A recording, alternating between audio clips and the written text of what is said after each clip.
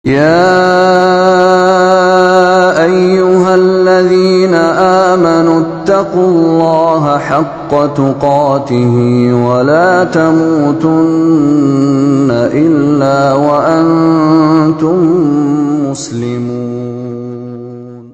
Bapak-bapak sekalian, pertama dari MUI Pusat, dan berharap karena gerakan takfiri itu kan sekarang masih ada terus, takfir itu masih ada terus.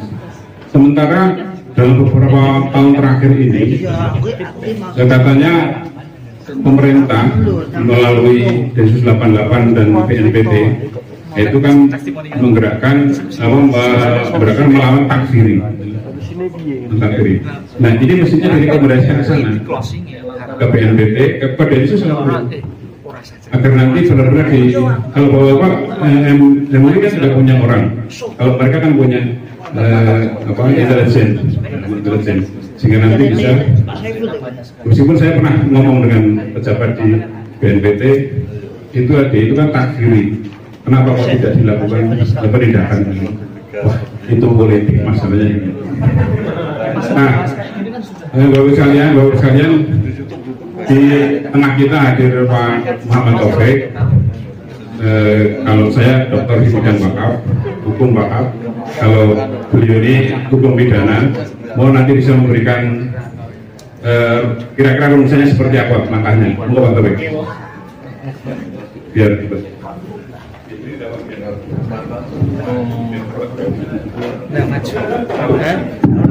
karena forumnya banyak, jadi saya simpel ya.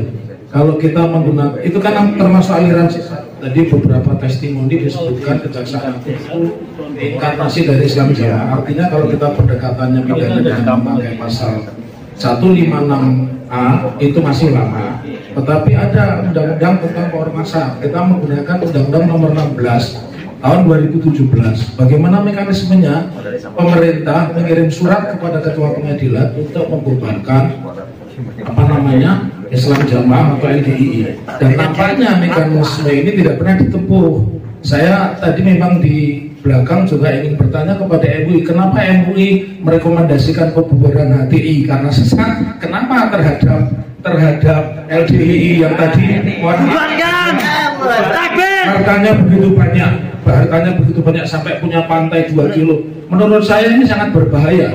Jadi kalau menggunakan pendekatan hukum positif yang paling mudah, bukan memakai pasal-pasal pidana, karena harus lapor polisi, saksi, disidangkan. Tetapi cukup negara ini mengajukan permohonan. Dalam hal ini adalah Kementerian Hukum dan HAM mengajukan permohonan kepada ketua pengadilan di mana badan hukum itu berdiri, 60 hari diadakan sidang dan hari itu diputus. Bersamaan diputus, bukan di situ. Harus ada proses namanya likuidasi. Asetnya diambil oleh negara atau mungkin diserahkan kepada 2 pas besar. Begitu Pak Jenderal. Saya hari ini memberikan satu solusi yang menurut saya simpel. Karena hukum itu harus ada yang namanya SIM plus. Itu Bapak, terima kasih. Saya cukup 2 menit saja. Tidak perlu mengerahkan laskar banyak. Kalau negara ini komitmen, cukup. Menteri Hukum dan HAM mengirim surat kepada ketua pengadilan. Bahkan mungkin wakil Menteri Agama pun bisa kalau dia unsur pemerintah. Kan ada Romo Syafi'i, ya. Tinggal kita ini yang para yuris ahli hukum ini duduk di belakang beliau dan bertindak sebagai inisiatif. Apalagi kalau ada mantan jenderal yang mantan kabar eskrim, tentu kita punya anak didik banyak, tinggal ditiup peluitnya, begitu Pak Jenderal.